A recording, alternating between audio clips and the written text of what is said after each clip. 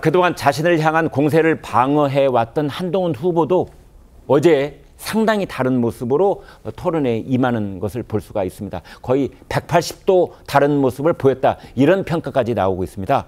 직접 보시겠습니다.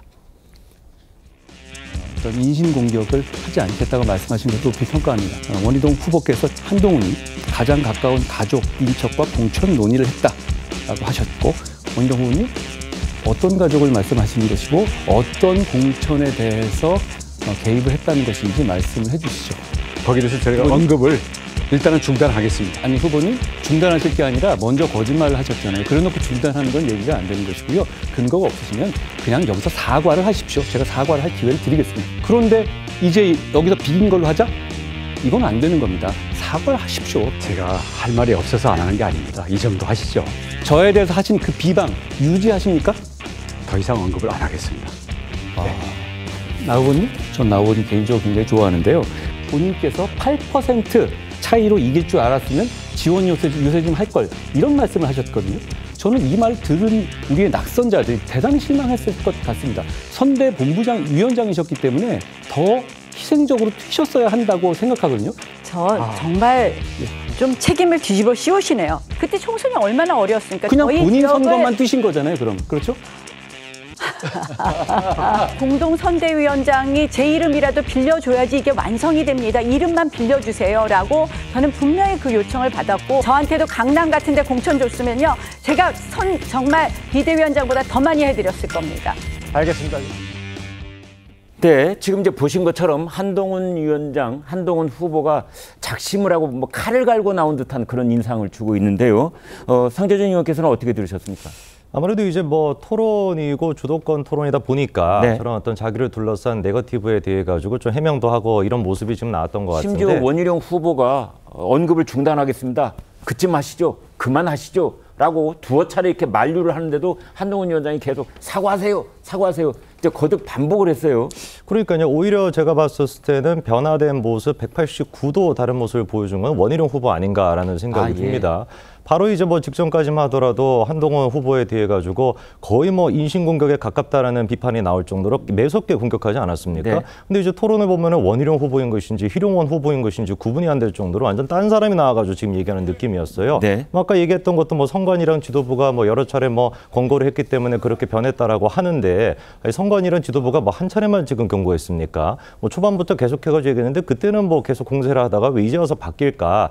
저 모습을 봤을 때 많은 분들이 원희룡 후보가 이제 좀 점잖아졌고 매너 있게 한다라는 것보다도 아마 책임 회피를 한다라고 생각하시는 분들이 더 많을 것 같아요. 네. 왜냐하면 한동훈 후보가 지금 지적했던 게 뭐였습니까? 다른 것도 아니고 공천을 사적으로 했다, 사천 논란에 대해서 원희룡 후보가 얘기를 했어요. 그것도 자기 육성을 통해 가지고 인터뷰로 그렇게 얘기를 했습니다. 그 부분에 대해 가지고 누가 그러면 도대체 내 가족 중에 누가 거기에 개입했다라는 거냐라고 질문하는 거에 대해 가지고 대답을 안 하겠다, 더 이상 공세를 안 하겠다. 이게 도대체 뭐겠습니까? 자기가 먼저 어떻게 보면 이제 한동훈 후보 측에서는 거짓말이라고 하는 표현까지도 썼거든요. 네. 거짓말을 했으면 그 부분에 대해서 해명을 해야 되는 것인데, 나는 이제 점잖게 하겠다. 이걸 과연 어떤 분들이 점잖다라고 볼 수가 할 있겠습니까? 말이 없어서 말을 안 하는 게 아니고 할 말은 있지만 참겠다. 뭐 이런 뉘앙스로 얘기를 그렇죠. 했어요. 그러니까 완벽하게 뭐 사과를 하는 것도 아니고 공세를 하는 것도 아니고 뭔가 여유를 남겨놓는, 글쎄 이게 어떤 정치 구단의 모습인지 뭔지는 잘 모르겠습니다만 일반 국민들이 보기엔 잘 납득이 안 될 것 같고요. 나경원 후보 같은 경우도 글쎄요, 저는 이제 그 공동선대위원장을 맡으셨는데 네. 그 부분에 대해서 이름만 빌려줬다라고 하는 그 표현을 쓰시는 거는